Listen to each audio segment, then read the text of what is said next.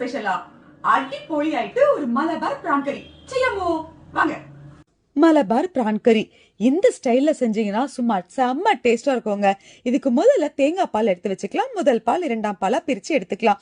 அடுத்து ஒரு பேனை வச்சு கேடிவி ட்ரூ வேல்யூ கோகனட் ஆயில ஊத்திக்கலாம். பாரம்பரியமான எண்ணெய், pleasant aroma, double filtered, no added chemicals, made from சன்ரைன் கொப்பரை, retain taste and aroma, rich and flavour. முக்கியமா இது ஈஸியா அப்சர்வ் ஆகும், டைஜஸ்டும் ஆகும். இந்த எண்ணெயை ஊத்திக்கலாம்.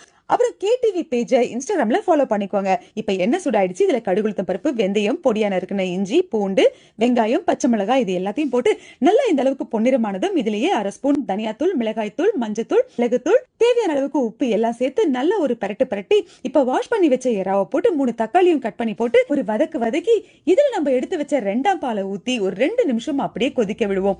இப்ப நல்லா கொதிச்சு வரும்போது முதல் பாலை ஊத்தி அப்படியே கருவேப்பிலையும் தூவி 1 நிமிஷம் கொதிக்க விட்டு இறக்கி வச்சுக்கலாம். ஃபைனலா ஒரு தாளிப்பு கரண்டியை வச்சு 2 ஸ்பூன் ட்ரூ வேல்யூ ஊத்தி பொடியா கட் பண்ண வெங்காயத்தை போட்டு வதக்கி இது கூடவே 1/2 ஸ்பூன் மிளகாய்த்தூள், கொஞ்சம் போல கருவேப்பிலையை போட்டு வதக்கி இதுல அப்படியே கொட்டிட்டா சும்மா வலிய டேஸ்டான மலபார் பிரான் கறி ரெடி. இதுக்கு நல்ல சப்பாத்திய சுட்டு வச்சு மேல அப்படியே எறாவோட மலபார அள்ளி கொட்டி எடுத்து சாப்பிட்டா எண்டா அம்மே அடி பொலி. நிஜமாவே டேஸ்டா இருக்குங்க. ட்ரை பண்ணி பாருங்க.